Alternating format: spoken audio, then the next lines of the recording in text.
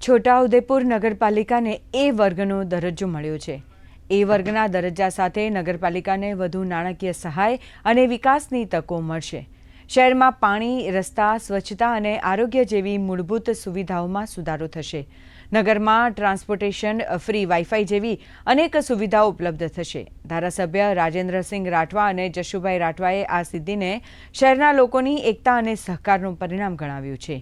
માન્ય મુખ્યમંત્રી સાહેબે છોટાઉદેપુર નગરપાલિકા એ છોટાઉદેપુર જિલ્લાનું મુખ્ય મથક હોય આને પણ અ વર્ગમાં સમાવેશ કરવા માટેનો નિર્ણય લઈ અને આદેશ કર્યો અને જેનો પરિપત્ર પણ થઈ ગયો છે, જેથી આ છોટાઉદેપુર નગરને આવનારા સમયમાં અ વર્ગ થવાથી અનેક પ્રકારની ગ્રાન્ટો વધારે પ્રમાણમાં મળવાની અને જનતાની જે સુખાકારી છે એ સુખાકારીમાં વધારો થવાનો છે।